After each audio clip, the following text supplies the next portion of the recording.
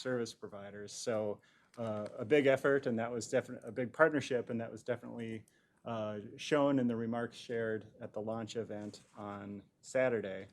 I want to put special emphasis on some staff efforts that went into getting the service ready. In addition to Metro Transit program staff like Meredith Klokaka, I wanted to recognize a handful of MTS staff working behind the scenes. I'll just name them briefly. John Harper, Sheila Williams, Sheila Holbrook-White, and Bruce Dreyer. Significant work in getting the contractual elements of this service ready, as well as time completing actual on-street pre-revenue service testing. So actually calling for a ride and going somewhere within the zone. And then Leslie Stight and Paul Colton for their efforts in making sure that the fleet was ready both mechanically and technologically for this new service to start. So on Wednesday, Meredith will provide a much more comprehensive update on the program at the full council meeting. But since we had the event on Saturday, I wanted to mention it here as well. And thank you for those who were there, and look forward to sharing that program as it develops. With that, Madam Chair, I can stand for any questions. Yeah, thank you. Any questions, comments?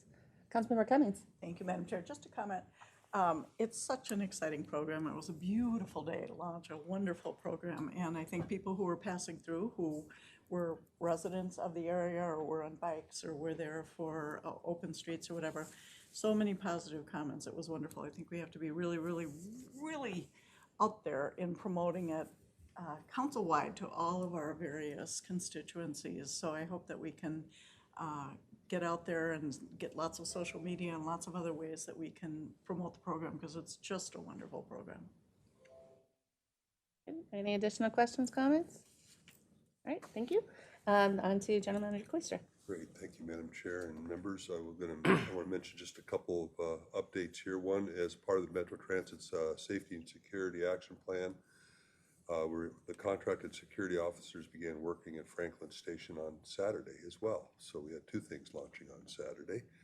The security officers will be assigned to the station throughout the day and the night. We're starting this slowly. We're going to be adding Lake Street in a few weeks, most likely. And I think it's important that we start this a little methodically, because we've not had this relationship with the security officers and the police before, and we need to work out those issues as we go, which is what we've started to do at the Franklin site.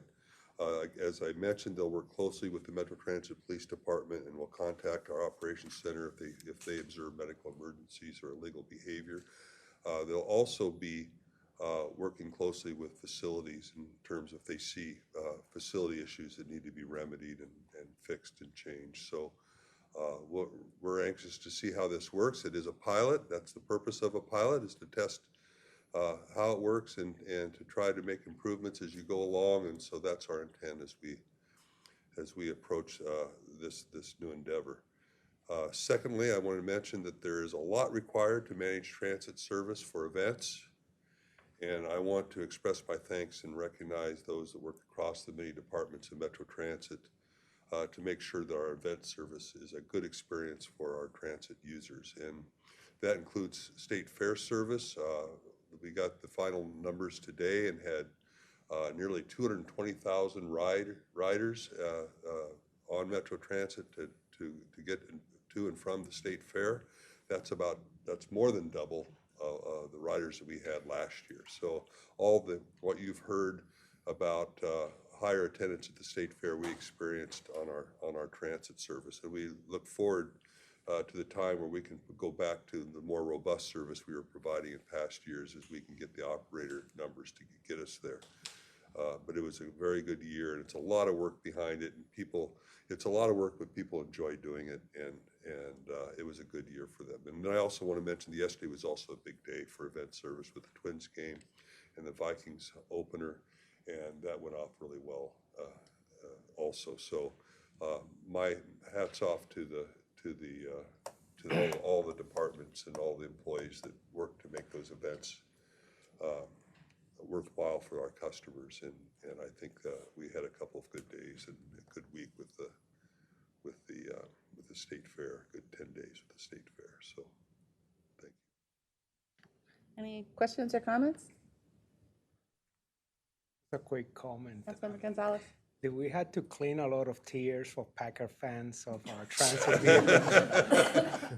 Did that require extra Well, staff? they talked about unusual wetness on the Yes, platforms. okay. Thank you. Very well done. I like that. That's fantastic. But that's really, I would just say it's very great news. I mean, it is just getting back to some of those big events and some of those big things, I think is really shows that the commitment of everyone to try and start, building ridership back. We know some of the stuff for these big events really gets people out on the system, and just a reminder of what's available. So thank you. Thank you to all of everyone who helps do it. All right, we're on to our next report then, which we have from the Transportation Accessibility Advisory Committee. We have David Finley. Welcome, David. Hello, Chair Barber, council members, David Fenley here. Good to be here this evening. Sorry I missed last month, but thank you very much for the in-depth update that we had at our last Transportation Accessibility Advisory Committee on the safety plan. Actually, one of the things that stuck out the most to us was the 24/7 security that's going to be the Franklin Avenue station. We've had concern from our committee members and our community in general about whether perceived or real safety concerns, and that was one of the main places. So it was it's a good response. A couple other takeaways, and again, we spent the entire meeting talking about safety and security with Chief of Staff Leslie Canderas, who was gracious enough to spend almost the entire meeting with us there. Red kite training details. We'd like to maybe be a little more know what exactly that is. That there wasn't a lot of details provided on that. And also, we would like to hear of any successes between. I know that police department and operators are going to be doing sort of informal one-on-one get-togethers to get to know each other. That was intriguing to us. And also, as we all know, it's not a good labor market, but the unfortunate fact that we can't really do a good job of hiring community service officers, even though the pay start's pretty decent. But I think that's a general problem in society today. And we did spend a lot of time acknowledging that, it's unfortunate that this has to spill over into transit when it is a society problem, whether it's poverty, homelessness, chemical dependency, mental health differences. The transit agency is one of the first agencies that gets to deal with that, and we realize that it's not necessarily your problem, but it's being thrust upon you and the riders as well. So that's all I got for today. I appreciate you having me here, and I appreciate you spending time to give us updates on this pretty big concern. I think we all know that that's a problem. So I'd be happy to answer questions if you have any. Thanks, David. Questions from council members? All right, thanks for coming and reporting to us. We would love to, as we're working, rolling out the public safety plan and all of that, any feedback from your committee and your group, because I know that you're all out using the transit system, and it's really important for us to hear back. So anything you can bring back to us, we'd really appreciate it. Chair Barber and council members, happy to. Leslie was taking copious notes. We had a lot of ideas for her. So hopefully that will find its way through your system. Very good. Thank you so much. Thank you. All right, we are now on to our business agenda. There are no items on consent tonight. Our first item of business is 2022-241, and joint committee item, the 2022 budget amendment. And we have Ed Petrie and Nick Henderson here to present. Good afternoon, Chair, committee members. Ed Petrie, Director of Finance, Metro Transit. Yes, good afternoon, Madam Chair, committee members. My name is Nick Hendrickson, Finance Manager for MTS. And as the chair stated, we do have before you the 2022-241 JT. It's a 2022 budget amendment for third quarter. I will go through the items, both capital and operating for Metro Transit, answer any questions, and then turn it over to Nick for MTS for their portion. On the amendment this evening, we have a number of items that we're bringing forward as funding has become available. First of all, on the Metro Transit, though, we do have a couple items. We have an administrative adjustment.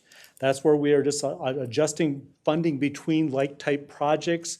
So we have a number of projects for the F line, D, G, B, and F, that we're moving the dollars around to match. It's all the same type of project activity, but we're matching up the dollars with the activities. So we're moving those dollars, and then we have a couple projects that we have finished, and we're now closing those projects out. That's another administrative adjustment.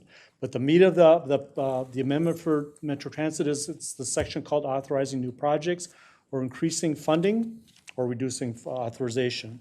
I will go through some of the major projects within that.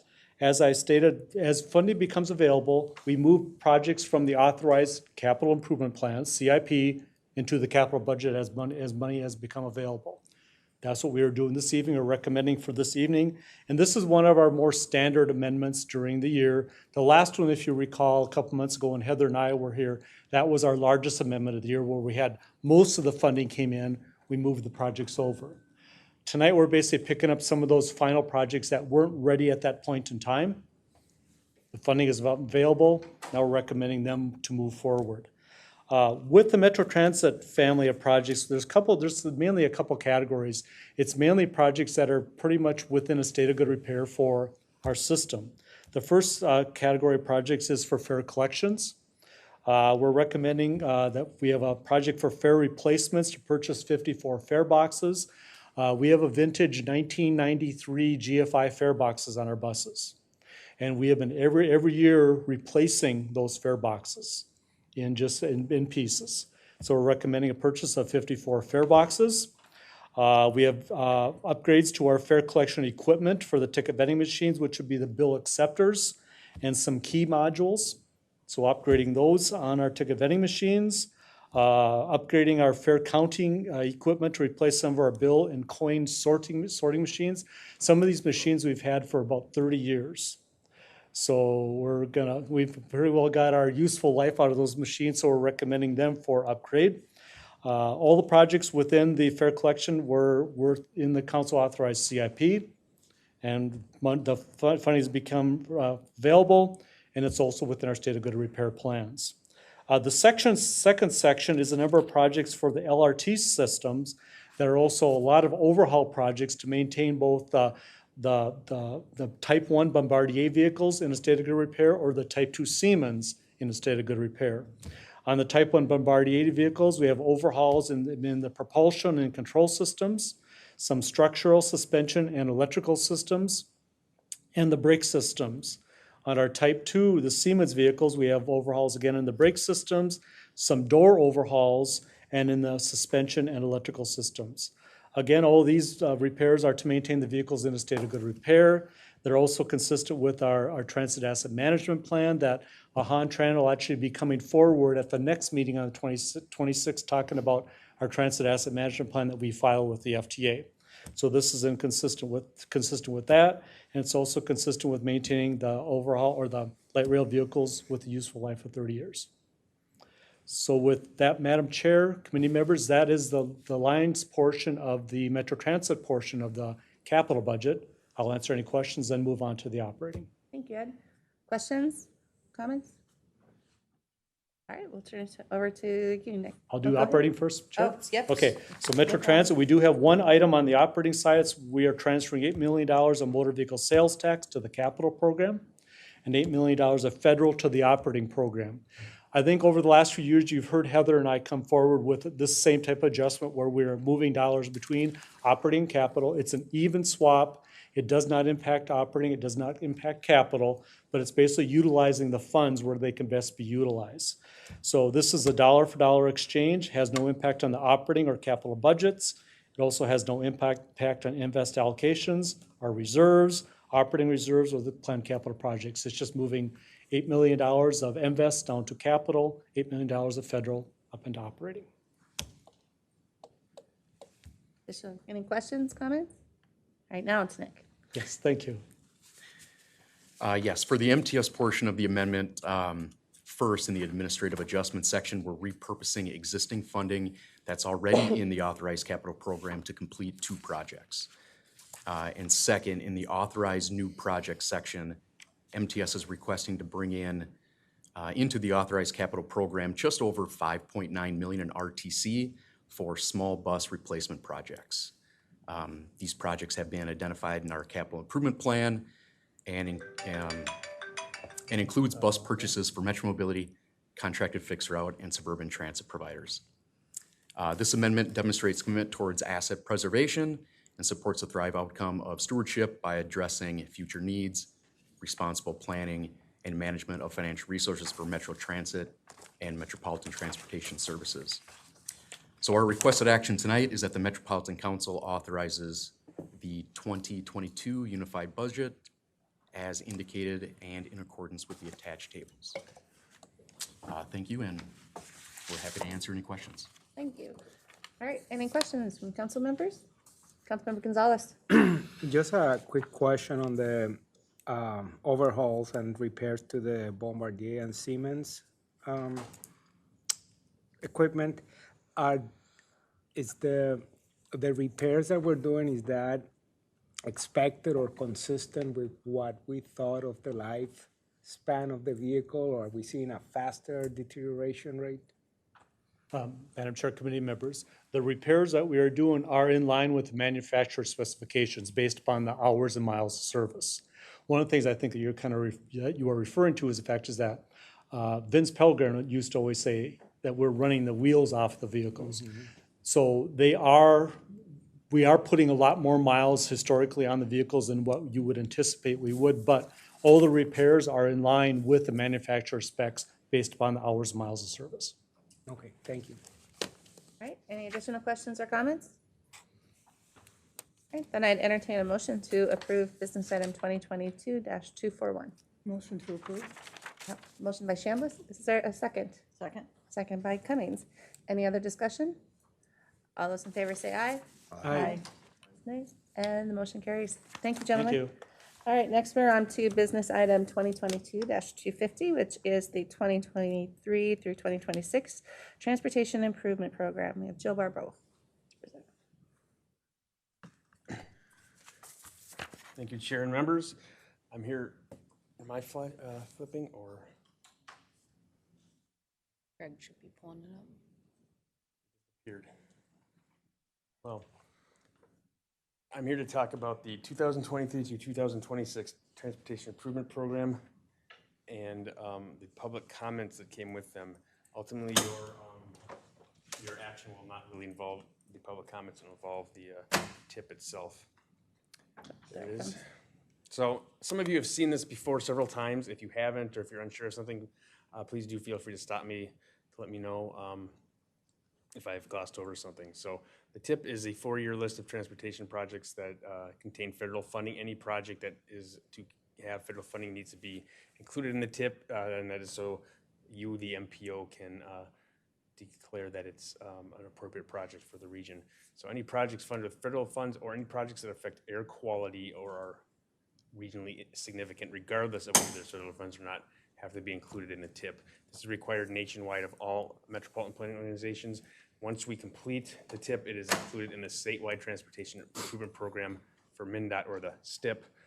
And that's sort of the point at which US DOT is able to award money to federal projects as long as it's in the STIP. The STIP in this region must be reflective of our TIP. So I'll talk a bit about the type of projects that are in the TIP. Anything that's Metro Transit / Metro Council with FTA formula funds is in the TIP. Roadway projects that are programmed often by MnDOT with federal funds or state funds. MnDOT puts a lot of their state funded projects in the TIP as well. Projects that come through the regional solicitation, which we're going to be hearing a lot about over the next few months, especially if you follow TAB meetings and TAC meetings. And those are roadway projects, bike ped projects, transit projects, and the Highway Safety Improvement Program that we work very closely with MnDOT on that program. And then there are a small number of projects that could be included in small parts of Sherburne County, Wright County, and Holton, Wisconsin. Now in Holton, Wisconsin, we haven't had one for probably 5 years, just on the other side of the old bridge. And the small pieces of Sherburne and Wright County are because census, taking in the 2010 census, expanded our MPO region a bit. And that might expand even further coming up, and we may or may not lose all of Wisconsin coming up probably in a year or so as the next census data, the 2020 census data, takes hold. And so the council today is, or not today, on the 28th, will be approving all of these project types in the TIP, which has about 515 projects, I believe, are included in the TIP. So you see these if you look closely on every TIP amendment, and this also goes for the TIP today. A TIP must be fiscally balanced. It is not a wish list of projects. It is projects that are reasonably believed to be able to be funded in the next 4-year period. They need to be consistent with our TPP, Transportation Improvement Plan, or Transportation Policy Plan, excuse me, in conformity with all of our Clean Air Act requirements, and then there has to be an opportunity for public input, and I'll talk a little bit about that in a second. So here's our schedule. It is essentially the same schedule that you've seen for quite some time. So after it's approved on the 28th, I will forward it to the Minnesota and Wisconsin Departments of Transportation. That Wisconsin doesn't have a lot to say this year, but and then they will package it into their state transportation improvement program and send it to the USDOT for approval. That will come. November, December is a little bit probably pessimistic because it's usually closer to November 1st.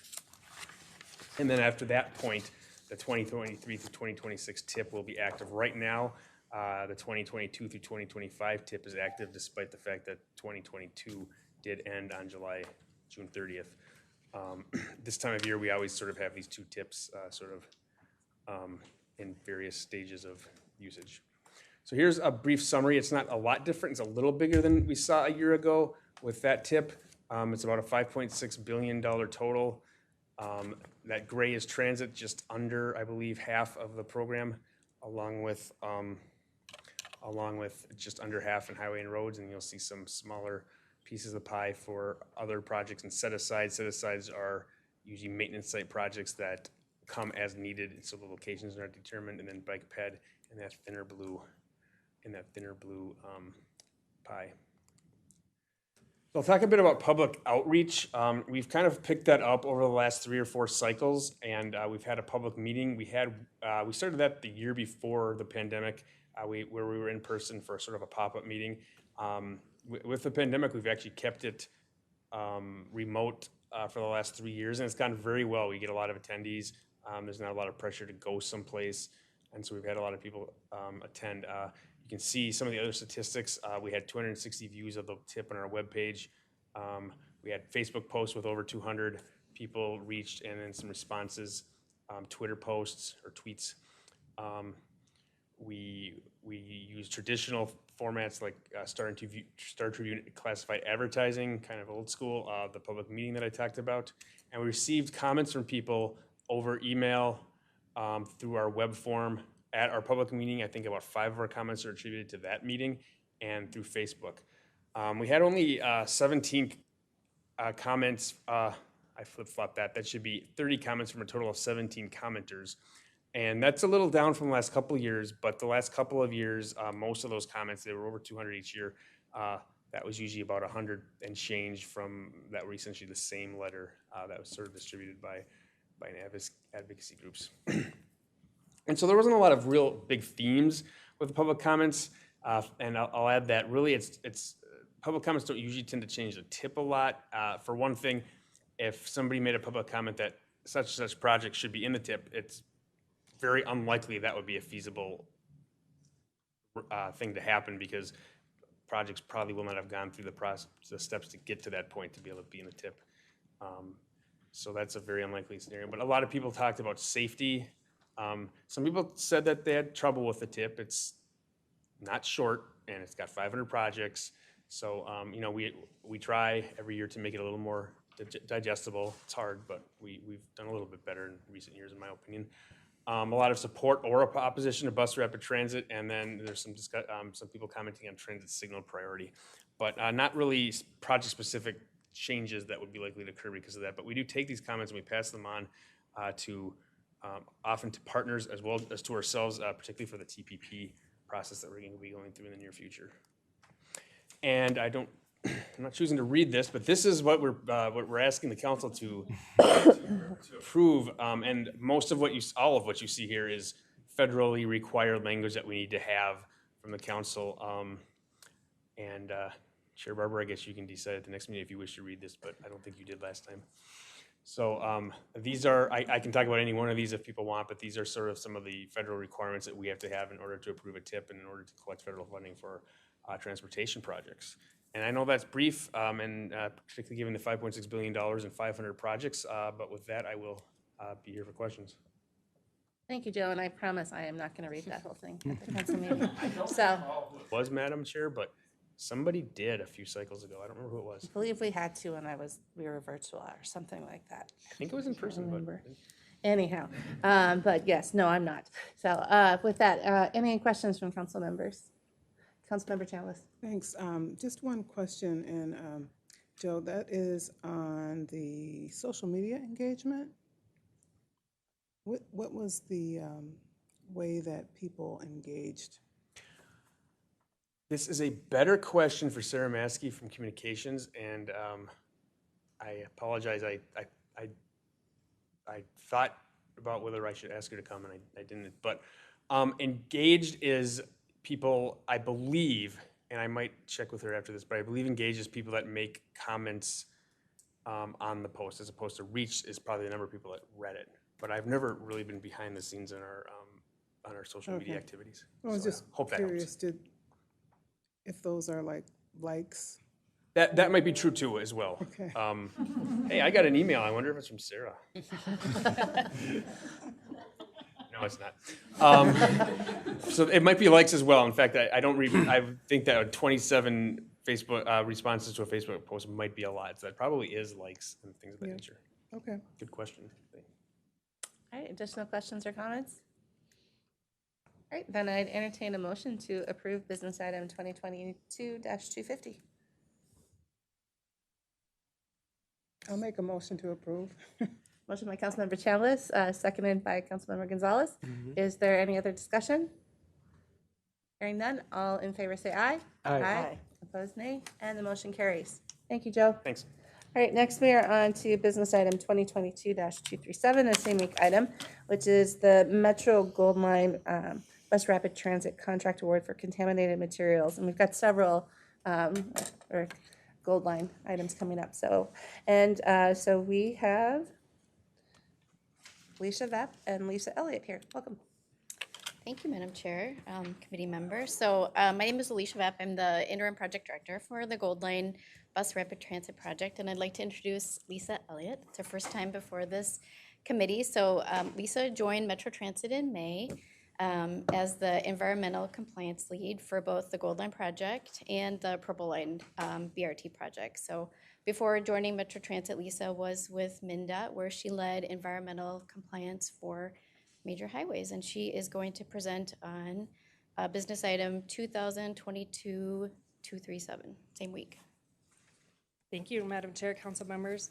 I'm excited to present the construction monitoring contract for contaminated materials, which is contract 22P005. This contract will cover the contaminated materials monitoring and reporting through the construction phase of the Gold Line project.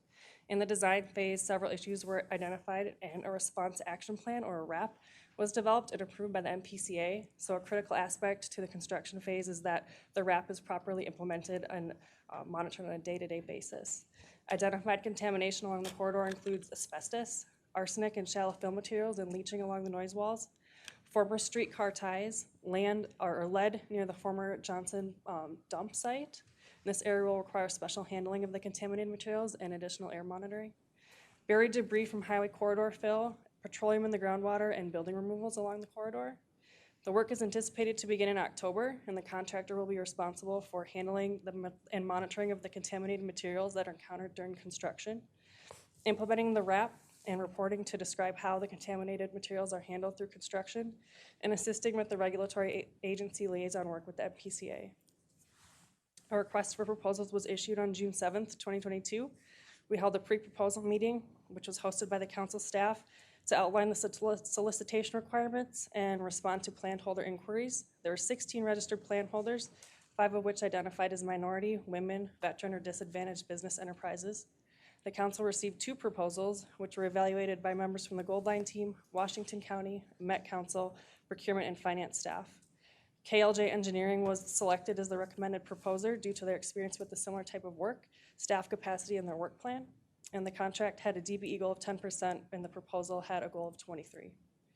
Therefore, Madam Chair, we request that the council authorize the regional administrator to execute contract 22P005 with KLJ Engineering for contaminated materials monitoring services for the Gold Line project in the amount not to exceed $1,313,226.43, and this is contingent upon the approval of the Gold Line Executive Change Control Board.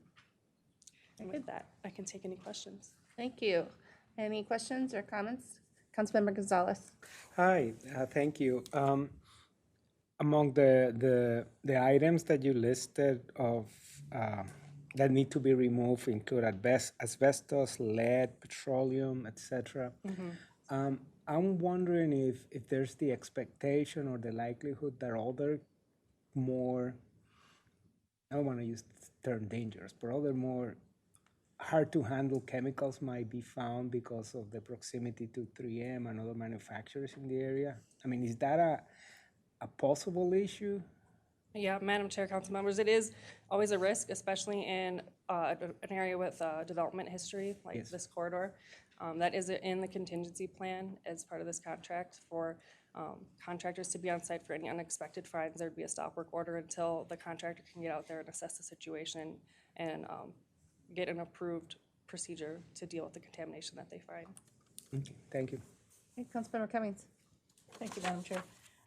Is there concern that there were only two proposals, given the large group of people that were part of the pre-proposal meeting? I don't think so. There were two very qualified proposers. I don't think so.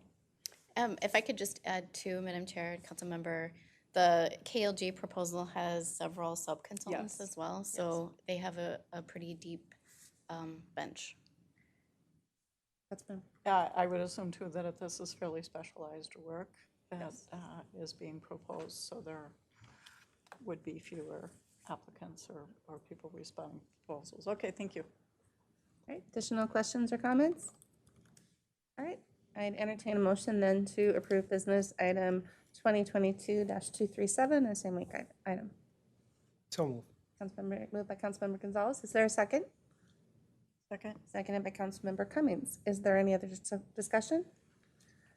All those in favor say aye. Aye. Opposed, nay, and the motion carries. Thank you. Thank you. Next, we're on to two other Gold Line items. I believe we have Robin Kaufman here to present on business item 2022-245 and 246. Great. Thank you, Madam Chair and committee members. And, okay, I was like, what happened to the presentation? Before we get to the business items, I thought it'd be really good just to give you an update on the real estate acquisition process. And so I thought I'd just do a really quick presentation and just start by saying that we do have about 162 parcels that we are acquiring for the Gold Line. And of those, all 162 of the appraisals have been completed and offers have been made. So you can see there that the total dollar value is about $26.5 million. We've made a lot of progress over the last year or so. We have acquired the property rights for 127 of those properties, so that's actually very good progress, and the total amount of that expended so far then is a little over $18.7 million. And we have 35 other parcels that we're still working and negotiating on. I also want to note that 14 of those parcels are publicly owned parcels, so those were ones that were acquired through an agreement process. Let's see. So this just kind of reiterates that we've already acquired 127 of those parcels, and then this just shows the timeline that we have planned for acquiring the remaining 35. So we anticipate acquiring the bulk of them, 28 remaining parcels in this quarter, Q3 of 2022, another 5 by the end of the year, and then we have 2 that are planned for early next year, 2023. And I do want to mention here, or really stress here, that the key is that we are, these are still within our construction schedule, so those parcels that are going out to 2022 or later 2022 and early 2023, that's being coordinated with our construction schedule, so it's not going to be impacting our construction activities. And then this was really the slide I wanted to focus on a little bit.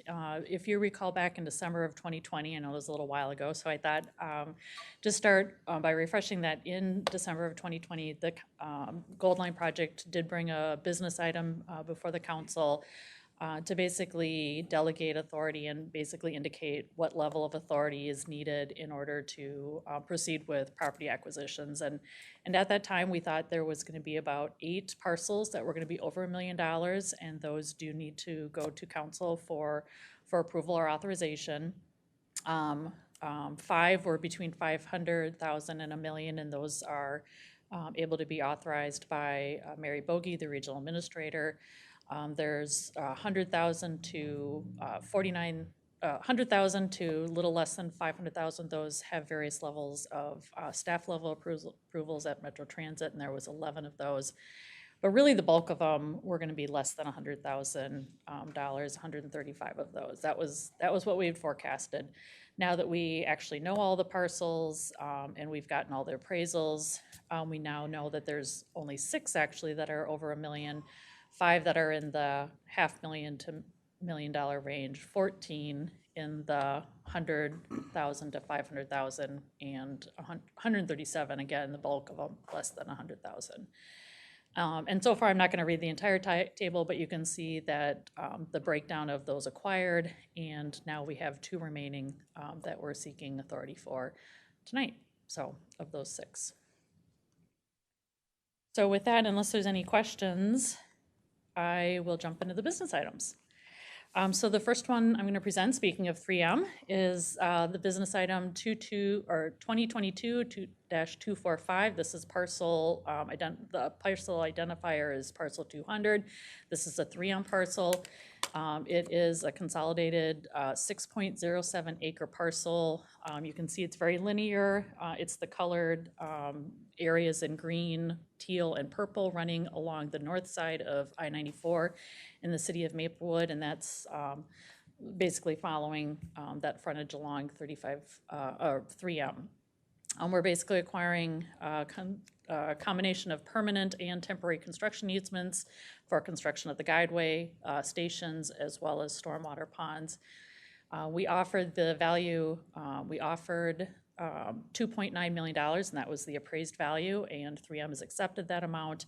We continued to negotiate over, there is some impacts to some of their landscaping and things along the frontage line, and so, a frontage road, and so we ended up negotiating for an additional $520,000 for cost to cure, and that's basically, again, to take into account some of those impacts to their property. I also want to mention that this parcel is part of the funding in the project. This is within the project budget and will be paid for out of the project. And this is, as I mentioned, coming to the council because it exceeds $1 million. So with that, Madam Chair, we're asking that the council authorize the regional administrator to negotiate and execute an administrative settlement on this parcel 200 with 3M in an amount not to exceed $3.42 million for the Metro Gold Line BRT project. All right, thank you. Any questions from council members? All right, I'd entertain a motion to approve business item number 2022-245. So moved. Moved by Councilmember Gonzalez. Is there a second? Second. Second by Councilmember Cummings. Is there any other discussion? Hearing none, all those in favor say aye. Aye. Opposed, nay. That motion carries. Okay, Back to you, Robin. Thank you. And I have business item, second business item, also another piece of property, 2022-246. This is a, let's see, I think they're bringing it up here for me. Was it on your PowerPoint? Oh, there, it is in the PowerPoint. I can see him flipping through the slides here. Okay, there we go. I have control again. There we go. So this is parcel identifier 318 Regan property. It is, the total parcel is 36-acre piece of property located at the northwest quadrant of 694 and 94.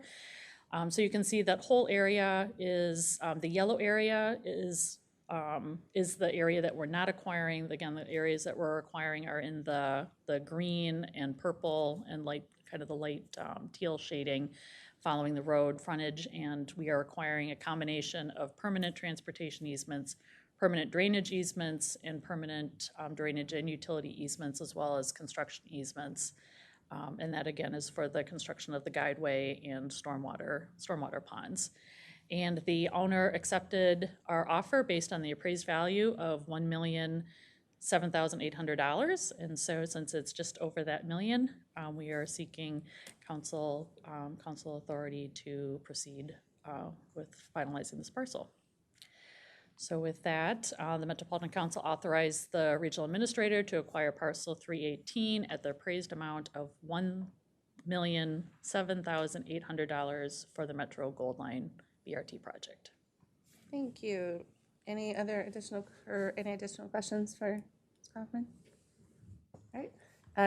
Hearing none, I'd entertain a motion to approve business item 2022-246. So moved. Moved by Councilmember Gonzalez. Is there a second? Second? Second by Councilmember Cummings. Is there any other discussion? Hearing none, all those in favor say aye. Aye. Opposed, nay. And the motion carries. Thank you, Robin. Thank you very much. All right, we're on to our last business item for the evening. It's business item 2022-247, which is the Minneapolis Bus Garage Construction Contract Amendment, and we have Robert Rimstead here to present. Good afternoon, Chair and committee members. Robert Rimstead with Engineering Facilities, bringing you updates. Kind of going to go through a quick construction update on the project as well, as we've done about twice a year since the project started in early 2020. So kind of going forward here, just a quick orientation and reminder of this project here is to build a whole new bus garage. It's 2 levels spanning over Bassett Creek. A number of employee parking spaces to support all the employees here on this 24 acres in this area here. And we have all the different maintenance and repair bays. And the design is for approximately 216 buses, depending on how many 40-foots or 60-foots end up getting assigned here. So that number will kind of fluctuate as the service development assigns the buses in coordination with bus maintenance. So right now, just on the project schedule where we are getting closer to the end. The building is looking very nice, just north of here. And so we're getting closer to that construction contract final completion in December. And right now we're at the point where we're getting into the kind of the full building and equipment testing in there. Some of the additional systems are added into the project. And one of the things that we are working to set up in the next month or two is to try to get a tour set up with the Transportation Committee members while you're over here on this side of the river, and see if we can get everyone in and actually see the building.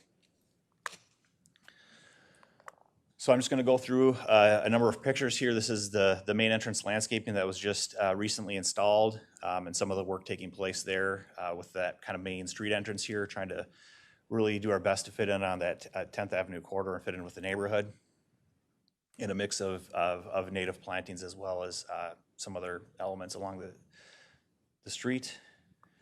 On the mechanical side, these are the boiler systems that are coming online and starting to get started up and fully tested out. And then on the right picture here is one of the large electrical switchgear rooms, which is being built out to support the first, I guess, up to about 100 electric buses. We have about 2 megawatts for the base building and about another 6 megawatts for future electric bus additions to the site. And then a number of a lot more of the behind the scenes work is taking place within the fluid room to get the containers ready for the automatic transmission fluid, the diesel exhaust fluid, windshield washer fluid, coolant. All those systems of those fluids are delivered and then fully pumped up to the maintenance lanes. Our fuel tanks, a lot of that piping is being installed right now to get the diesel to the buses. And then on the right-hand side is a picture of the fuel lanes presently being worked on and getting set up to be tested in early October. And then on the main level, on the bus storage, we have the fare collection equipment where the fares are pulled off the buses and held until they go to the central cash going in or put in. The bus wash system is currently being installed, and then the bus parking area is nearing completion and getting wrapped up, and we got a lot of the striping up on the floor. In the bus maintenance area, we were able to get our first bus in the building in mid-July, and it was kind of fun to see a bus in there and see the scale of it. I know a lot of the workers there really appreciated seeing, like, hey, we've been spending 2 years on this project here. Is this, how is a bus really going to fit here? And so a lot of them, I think, realized, like, oh, it's not quite as, like, it looks big on the road, but it's a little bit smaller inside the building just with the size of the building. So there's a lot of people with their phones out taking pictures as it was kind of traveling around and seeing everything work. So that was an exciting day. And then again, this is the two-story bus operations area that we kind of put on the east side of the campus to be close to the operations center, the transit control center, and then the adjacent Haywood garage to really try to get some synergies in the overall campus plan. I think this is one of everyone's favorite rooms in the building. It does a lot to tie in a lot of different elements and create a really nice welcoming space for our employees. This is the slide with the kind of the budget and the funding revenue streams for the project. And I know on the future projects, we're still making progress on that LONO award. Again, right now our focus is to get the space garage open and ready for operations. Then that'll be a follow-on project in 23 and 24 that will come back to the committee and give updates on as well. And then for the DBE participating in the project, both the construction contract and the ITL larger contracts that both have goals associated with them for the work ongoing or tracking along with the goals assigned, and then they will be calculated with that final contract value as we complete the project. And so the reason we're here tonight is for a proposed business item to increase the change order authority on the construction contract 19P000A with Haywood Bus Constructors, a joint venture, for up to an additional $1.7 million above the currently authorized change order authority of $11.3 million, which will increase it from approximately a 10% authority up to an 11.5% authority. So some of the background, I think I've been coming in and giving updates at this committee for a number of years. I know we came in late 2015 and we began the design in 2016 as we continue to identify funding to continue to support and build the project. And so we went through the design process from approximately 2016 all the way through bidding the project in early 2020, and we started construction in May of 2020, kind of right as COVID occurred. And so I know that we came in early 2021 as we got into the dirt on the soil and really dug things up in that first half of 2020 with additional piles that were needed that went approximately 10% deeper than we thought. We had more dewatering than was anticipated on site that we were responsible for. And then there was additional dirt that we were hoping to manage on site that unfortunately had to be removed from the site and other soil brought in. And so that's some of the early work that did eat against that change order authority early on in the project. And then as the building went up, we added in some additional work on mechanical systems for some other areas that we're working to build out for our revenue processing. We had some additional work on our sprinkler system to make sure that we're getting the right flow of coverage in there based on the recommendations from our insurance carrier. We did do some modifications from what we learned with COVID in the operations area that were a little bit smaller, but again, we kind of were taking lessons learned as we were going through and building it to continue to try to make sure that we're getting the best building that we can get here. We made sure to add in some additional fall protections. We had coverage across all the maintenance bays. As more and more items are going on at the roof of the buses, we wanted to make sure we're fully covered. And then as the building continued, there were building code modifications. As the permits were issued, we had some come out earlier in the project, and then as inspectors came in on the site, and we had something in the plans that was designed, and the inspector wanted to see it accomplished in a different way that just added up. And so it is a very large building, and unfortunately, when you have these changes or modifications, they just have that ripple effect because you apply it, if there's a problem with these floor drains, it multiplies to 150 floor drains, or if it's this wall type that's a 1 hour rating, there's a lot of 1 hour rated walls. And so unfortunately, those do continue to ripple. And then as we did add materials, various materials in the project, I remember there was one time where we had to add plywood, and we had base bid. as we're negotiating the change order for the plywood, where it's like, well, here's where the base bid is and here's what we locked with our vendor, but now that plywood is doubled in price, here's the price for this additional material. So those are some things that also aid against that initial 10%. And so as we move forward, we're continuing to look very closely and negotiate all the additional change orders that come up, and this is a not to exceed amount that we feel comfortable with to continue this project forward and get to completion. And so with that, I'll take any questions you may have. Okay, thank you. Councilmember Zarin. Yeah, Madam Chair, I just would like to be reminded who the joint venture is. Madam Chair and Council Members, Aaron, the joint venture is between Adolphus Peterson and Knudsen Construction. Thank you. Additional questions or comments? Just a quick Councilmember question, if I Gonzalez. may. How many employees are, I know we got this figure before, I just can't recall it. How many staff are gonna be based in this new building? Chair Barber and Councilmember Gonzalez, the initial projection, if this is a fully supported operating garage, and obviously the service profile has changed over a number of years, but we had anticipated that it could handle up to approximately 400 full-time employees between operations, maintenance, fare collection, general cleaning, revenue processing, facility maintenance, janitorial. Okay, thank you. Additional questions or comments? I just want to say I'm very excited to see it when it's open. I know this has been a very, very long process, and I'm really excited to see this when it's ready. With that, no other discussion. I entertain a motion to approve business item 2022-247. So moved. Moved by Councilmember Cummings. Is there a second? Second. Seconded by Councilmember Gonzalez. Is there any other discussion? Hearing none, all those in favor say aye. Aye. Opposed, nay, and the motion carries. Thank you, Robert. Thank you. All right, and that concludes our business for the evening. I would say the first business item, obviously, will go non-consent as a budget amendment. The second, I recommend will go non-consent, but I promise not to read everything. Third, will go non-consent as a same week item, but I would say the last three could go as consent if everyone's in agreement with that. Good, very good. All right, we're going to move on to our information section, and we have our Q3 Metro Transit Strategic Operations Plan update. We have Rachel Dunca, Selena Martina, and Ed Petrie. Welcome. Thank you. Good afternoon, Chair Barber, council members. My name is Rachel Dunca. I am the Manager of Strategy and Performance here at Metro Transit. That means my responsibility is to support the development of our strategic plan and help provide the structure and updates that you're going to hear today from two of our executive sponsors.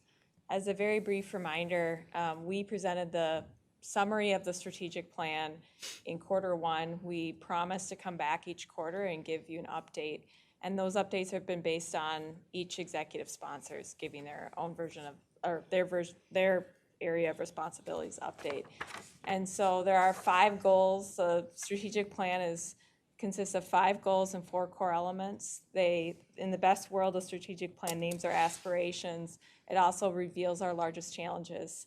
And so you'll hear today of some great examples of progress, but also some examples where there remains challenges as we work to improve in specific areas.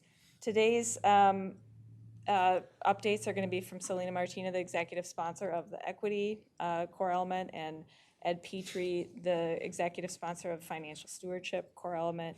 And I just want to thank you for helping us, or inviting us to present, because actually the active reporting progress actually helps us progress. It helps us assess where we need to be and where we hope to grow. So with that, I will let Selena Martina talk about equity. Thank you, Madam Chair Barber, council members. My name is Selena Martina. Thank you for attending this presentation. Today I'll talk a little bit about core element 1, which is advancing equity within the organization and in the region. As Rachel said, core elements support our strategic priorities and establish concrete actions on how to achieve those goals.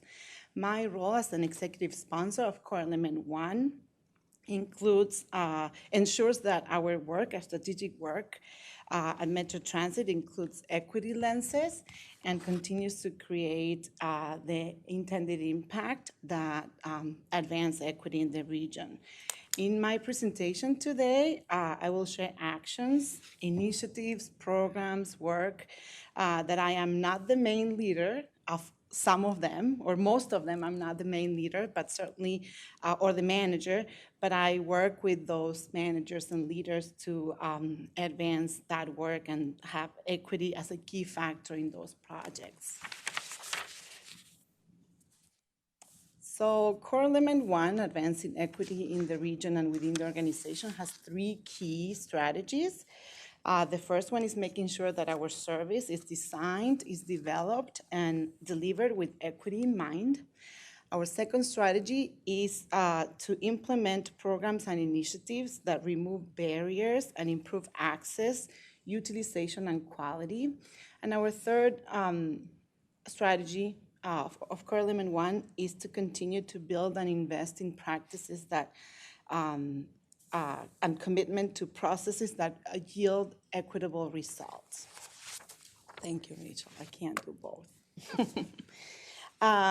So under strategy number 1, equity through transit services, I'd like to highlight some of the work that we have been doing that really exemplifies this strategy. So last month we presented to the Equity Advisory Committee, and I thank you, those of you who were there, for your attention to this and feedback. The service equity evaluation was presented, and for the last 2 years, Metro Transit has executed a comprehensive annual evaluation that assesses our services, and it relates to as it relates to our non-white and communities of low-income communities in the region. This annual evaluation looks at performance metrics for service, and it takes a look at the impact in the community based on the demographic of that area.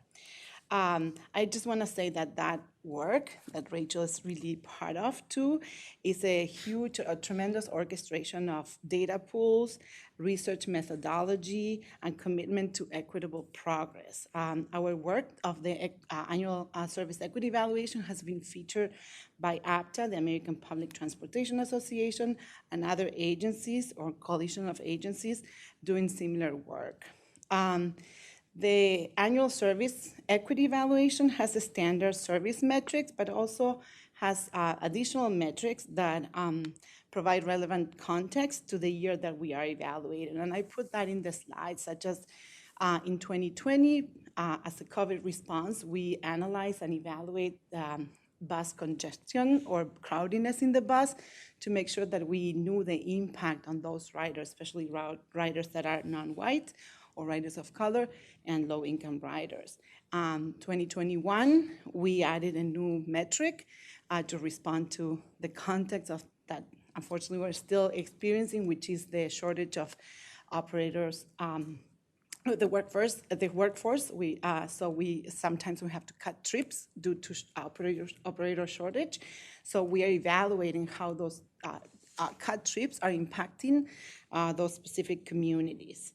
So that is the service equity evaluation work.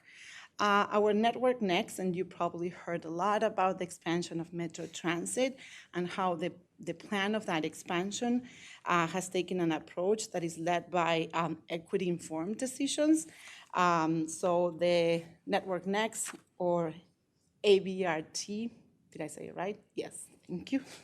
The AVRT prioritization used 2 different phases, not only technical evaluation, but also equity evaluation phase.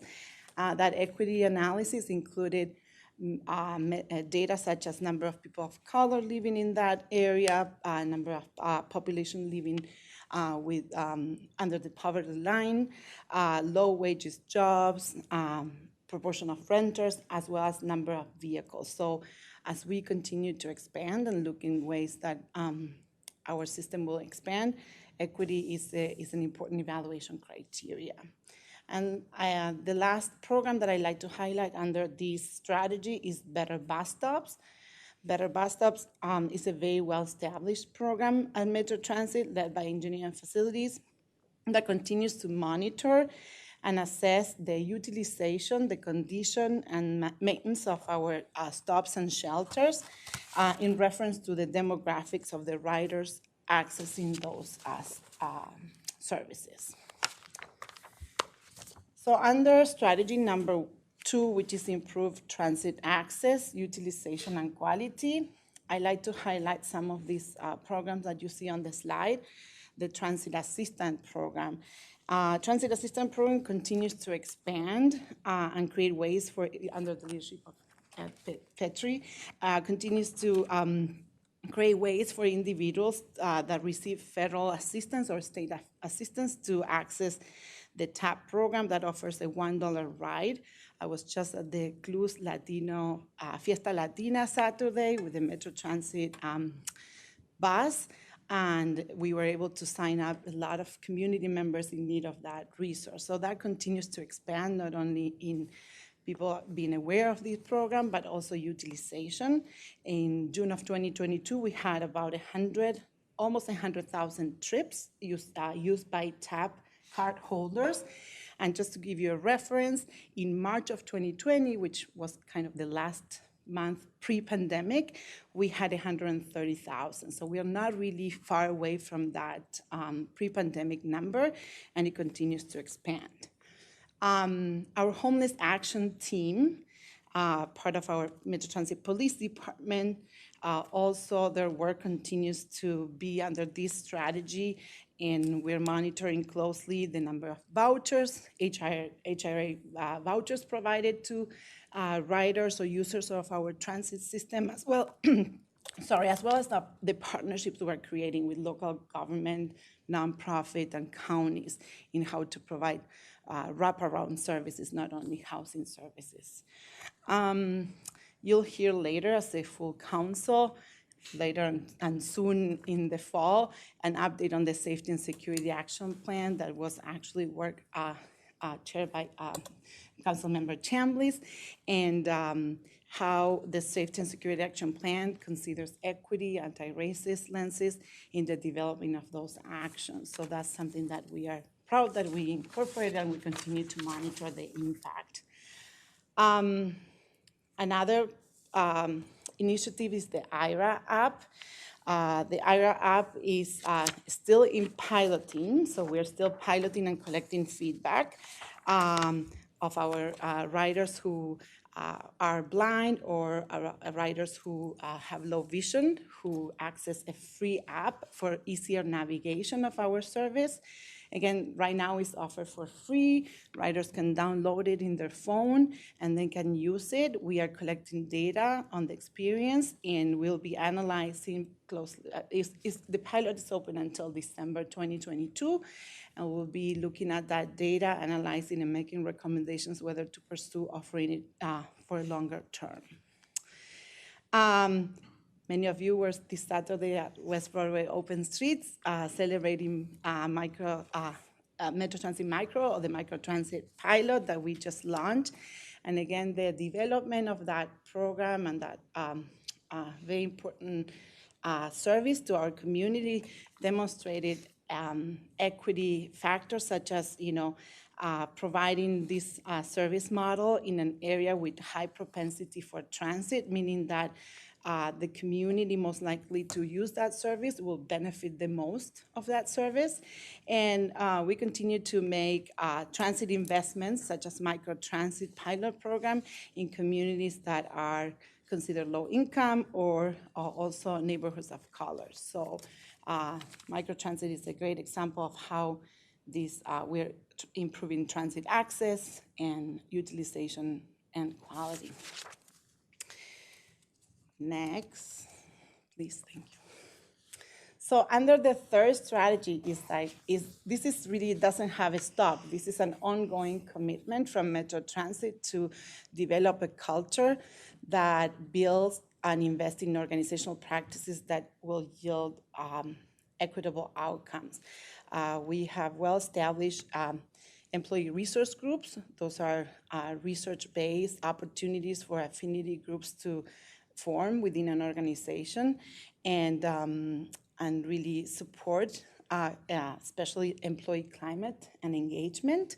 And we just, last year, at the end of the 2021, we established a Black, Indigenous People of Color, a BIPOC employee resource group that has helped with our Juneteenth event this past June. And later this spring, we established the newest employee resource group, which is the Veterans in Transit. Again, great opportunities for our staff members to feel connected and increase their sense of belonging. Another practice that we have started and we're committed to continue to refine and develop is as we develop our operating budget and even our capital improvement budget, we are looking into budget consideration, asking budget managers to really look into the request with equity lenses and answering a set of questions as how those requests will advance core element 1 and equity in the region and equity within an organization. So that's a practice that we partner with finance to ensure that is well tracked and in effect. Racial equity trainings. This year, we are happy to report that our key trainings, including our employee forum that impacts every single Met Council employee, has been focusing on racial equity. This is just not a small undertaking. HR and the different divisions within Met Council have taken this huge logistical effort to offer virtual, hybrid, in-person facilitated sessions to discuss and learn deeper about racial equity. Also, the Equity and Inclusion Department of Metro Transit is partnering with the Metro Transit Police Department on the Police Academy, as well as we partner with the Operations Department on the Metro Transit Apprenticeship Program, the Bus Operator Apprenticeship Program, and we have modules of equity and racial equity with new officers, sworn officers, and new bus operators. So this is a great addition and expansion of how we can create common language and share understanding of our goals and initiatives. The employee engagement survey this year, we do that, Met Council does that, HR does employee engagement survey every 2 years. And this year intentionally included equity questions to assess where we are, how to continue to shape the employee forum, for example, was a response to that, to understanding that we need more training around equity, more shared understanding, more spaces where we talk about race, and the employee engagement survey had intentionally questions that were related to racial equity that help us inform how to conduct employee forum. And lastly, strategy number 3.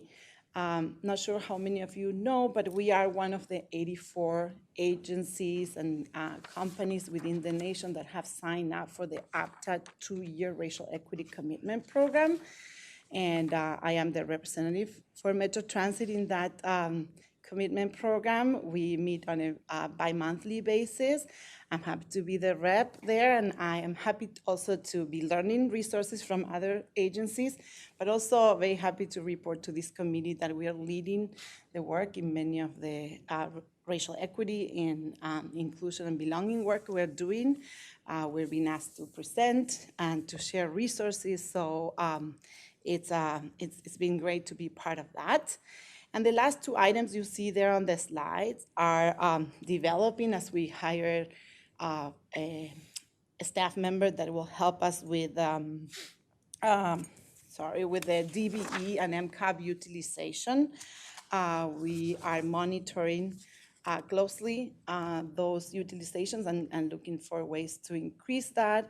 And again, with the hire of the new Director of Community Affairs, looking into how we engage and create opportunities for our riders to provide feedback and be partners with us, and to be equitable process to do that. And with that, I turn it to Ed. Ed, here's the clicker. You could probably do both. I cannot do both. I cannot do both. Well, you could probably help me out. Okay, Yes. Chair, committee members, once again, Ed Petrie, Director of Finance, Metro Transit. I'm here to talk about the core element number 4. It's we are responsible stewards of a transformative and financially sustainable transit system. And so with that, I will move into my slides. So we basically have three different areas that I want to talk about this evening. First of all, on our outcomes and actions, the first one is we keep staff informed of our financial outlook and engaged in the impacts of today's financial decisions. So that's one of the things that we've talked about. I want to make sure that we're keeping everybody informed so they understand, what's happening with revenues, what's happening with forecasts, what's happening with the expenses, all those types of items. So some of the things that we have done and that we continue to do, first of all, is we publish our current operating and capital budgets that were adopted by the council. So we made sure that what was adopted by the council and the core elements within those, the items, we have published those and have discussed those with our management team and with the managers at Metro Transit.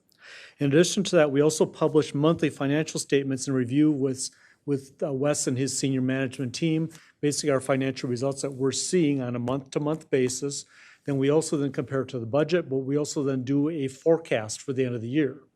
And then identify anything that's really outstanding or unusual that we possibly should take action on. In addition to that, we also publish quarterly financial statements with the management committee. We'll review those with the management committee. We'll actually go through actuals compared to budget, compare us to our forecast for the end of the year, but then also talk about the variances. And we'll basically break that down by mode, whether it's bus, light rail, commuter rail, metro mobility, right down the line. As many of you are aware, we also do multi-year forecasts. So we used to call it the toolbox, but that's basically, it's our multi-year forecast where we take the current year plus 4 years out or 2 bienniums out. With those multi-year forecasts, we actually we're looking at current law, current state law, like for example, state appropriations, forecasts that we get from the state of Minnesota for motor vehicle sales tax, but then we forecast out all of our expenses, whether it's based upon our labor contracts, based upon what we know for inflation, based upon what we know for parts inflation, fuel forecasting, whatever the case would be, and then also forecast all of our revenues, whether it's state appropriations, motor vehicle sales tax, our forecast, right, especially right now with ridership. It used to be much easier that we would just say ridership, 1% growth, and we're gonna go. Well, right now, when we're trying to recover from the pandemic, when we had originally a drop of about 80% of our ridership, with ridership slowly coming back, that's created a little more of a challenge with our multi-year forecast. So we're continually having to relook at the ridership and retest our assumptions and retest our budgets and retest our forecasting. Also, with all of this, we've also done a lot of work this past year on our 2023 operating budgets. We did our initial review of the operating budgets with senior management, but one of the things that we actually did this year was we actually had training sessions with our managers. Because many of the managers, they would hear the budget, but they were like, well, they didn't really understand how we'd come up with our expenses or how we came up with our revenues. So we had separate training sessions. We had a training session on revenues, where I explained every one of the revenues, how they came to be, what our forecasting methodology is, and if they're a state revenue, if they're a federal revenue, and so people would understand. We did the same thing. We had another training session on expenses, explaining to them our general inflation assumptions, but explaining to them if things were tied to labor contracts, if fuel forward pricing, for example, our fuel, we forward price out for the next 2 years. So one of the things we're the largest consumer, for example, of diesel fuel in the state of Minnesota. So over about 7 million gallons a year. We forecast we're actually locked in through fuel forward pricing for the next 24 months. So one of the things that was important for people to understand is the fact is that we're seeing the $5 gas pump price at the pump, but our budget next year is $2.41. It's because we have fuel forwarded that price and locked it in for the next 2 years. So the price that we're seeing today is going to be our challenge 2 years from now. So those types of items that was really important to meet with the management team, meet with all the Metro Transit managers. We had probably about 125, 130 people on the various training sessions, just learning and asking a lot of questions. And I thought that was something that was really, really good. With our CIP, our capital improvement plan, we're working on right now the 2023 to 2028 CIP plan. We actually did a panel approach this year with Nick Thompson, Brian Funk, Marilyn Porter, and myself, where we actually had all the project managers come in. They presented their CIP proposals. talked about what the proposal was, talked about if it's building on a prior project, if it's a new project, also talked about interdependencies, whether it has operating tails, future capital tails, and also talked about the state of good repair for these types of projects. So we know if we put that investment in today, is this a 5-year asset? Is it a 10-year asset? What type of asset is this? So that we can plan for the future replacement, but also then plan for the state of good repair as we're repairing this asset so we can get through its useful life. And one of the things I found that was really, really good because the fact is that the managers were able to understand not only their projects, but they sat in the meetings, they heard all the other projects that were happening. And so they can understand their interdependencies and how their project potentially could relate to somebody else's project. The next item is our operating and capital budget decisions reflect our transit priorities. One of the things that we did with our operating budgets and our capital budgets, we also made sure that we did a review of last year's, or I should say our 2022 operating budget, making sure that we were consistent with it and or making sure we picked up the elements that were in 22 that we're going to propose into 2023. We also want to make sure that we had consistency with our strategic framework and the transit priorities. We also had staff, with our operating budgets, we also had staff propose new initiatives. So these new initiatives came in basically 2 different flavors. So a new initiative you could think as a brand new project or brand new proposal for new funding for something new for next year. That was some of the projects and were new initiatives that were proposed. But we also had other initiatives that were proposed that were based upon decisions that the council had already made. For example, Robert talked earlier this evening about the new Minneapolis bus garage. Well, the new Minneapolis bus garage comes with additional staffing, whether it's cleaners, fare collection staff, those types of items. So we want to make sure that we've looked at those projects, talked about the new initiatives, and make sure that we're picking those up in the 2023 operating capital budgets. Other projects, for example, would be like the Orange Line or the D Line that'll open in December of 2022. So making sure we're fully covered for those in our 2023 operating budgets. As Selena had mentioned, we've also applied the equity lens to both our annual and operating budget decisions, and we've worked with both Selena and Leslie Conderas on that. Another big thing that we're just starting to work on now is really looking at our metrics and our measurements. We've had a lot of historical measurements, whether they're cost per passenger, subsidy per passenger, fare box recovery, all those types of items. But we're realizing now that as we're moving out of the pandemic and moving into a new world, we need to possibly go back and relook at those metrics, possibly evaluate them and reset them. So that's some of the work that I'm going to be working on in the very short period of time now with service development in both bus and rail operations. The other thing that, with all the work that we're doing also this year, is that we're actually going to conduct an internal customer service survey. Going to go back out to all of the managers that we've talked to and directors and reiterate once again, these are the items that we did this year. What do they feel has worked well? What do they feel could be worked for better for and process improvement for the next year? So that's one of the things that we learned that, with the financial stewardship, the thing is, as we're changing, as we're evolving, I think it's very good to have the manager input for ways to improve. And the final item is we identify life cycle costs when making investment decisions and planning for the future. I talked about earlier this evening with the capital budget amendment, we have a lot of things that are coming through, for example, on the light rail lines. All the basic overhauls. I always think that the light rail lines are brand new. But the thing is, the light rail lines have been here for quite a few years now, and they're hitting their various state of good repairs. So one of the things that you're going to be hearing actually on September 26th is Han Tran, our asset manager, transit asset manager will be coming to the council and will be coming to the Transportation Committee on the 26th and talking about a new submission update to the FTA. We submitted our first transit asset management plan with the FTA back in 2018. Every 4 years we have to do an update. So I've been working with Han over the last few months and with various asset managers across the council, and we've been updating the transit asset management plan, and we will be submitting our next update to the FTA in October. During our CIP process, one of the things that we also did was we reviewed all the projects. We compared to we looked at projects that were what we call Table 3 that were approved by the council for funding or recommended for funding in the CIP. We looked at the projects that were being recommended in the 2023 through 2028 cycle. We went back and made sure that were there projects that were in the 2022 through 2027 cycle that were not recommended to move forward. We then went back to those project managers and asked them, talked to them and said, you had a project last year that you suggested, you have not recommended it. Is there a reason why?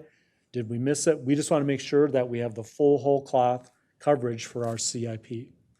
And one of the things that we also did a lot of extensive discussion this year was basically talking about ongoing operating tails and ongoing capital tails. You can propose a capital project, but you have the state of good repair, you potentially have operating tails that may entail additional parts, additional supplies, additional staff, but also then we know the capital tail is once you put that asset into work, you will have to replace it on the back end. So we need to understand what that cycle is. So with that, Madam Chair, committee members, I believe, turn it back to Rachel. Thank you for your attention. This is just a highlight of some of the ways in which we are trying to achieve these goals that can sound ambiguous, but really have to line up with very specific staff actions and examples of change. So it's just some examples from equity and financial stewardship for today. So thank you. Any questions that any of us can help answer? Yeah, thank you all. Questions or comments from council members? Councilmember Gonzalez. Thank you, and great presentation, appreciate it. Just a kind of a semi-convoluted question, but it just reminds me of something that we're doing on my day job, which is, you know, we seen presentations about specific surveys of both staff and users about this line, or are you getting, you know, the stops are where you want them. So very specific user orientated questions, but I'm thinking more about more general questions like, would you recommend transit to your family and friends? Something more specific just to see what's the mood. And kind of a similar question for staff. I mean, would you recommend your friends and family to work for the Met Council or for Metro Transit? So not so much about specific areas, but just more of to get us a sense.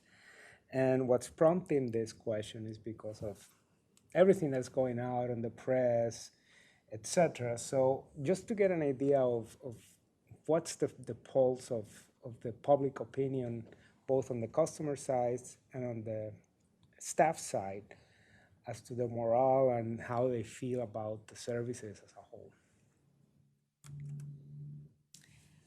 I can, Madam Chair, Councilmember Gonzalez, I can say that I'm part of a team that does help conduct those surveys, and so there are existing customer satisfaction and employee engagement surveys that are done approximately every 2 years to assess those general trends, and they're actually asked in that similar fashion of, would you recommend transit to others? And so that has been asked over the last over the years, and that's something that Metro Transit reviews from the customer perspective regularly, and from the employee perspective, it's part of the Met Council's employee engagement survey results. So, thank you. Yeah, but that's a great example. Segue into the strategic plan is those general comments plus the specific, route or context questions. We try to find themes from both those types of surveys to inform this actions that we take to advance our strategic objectives. So those are actually, I would call them kinds of evidence that we used in the very beginning of the formation of the strategic plan. Great to know. Thanks. Okay. Additional questions or comments from council members?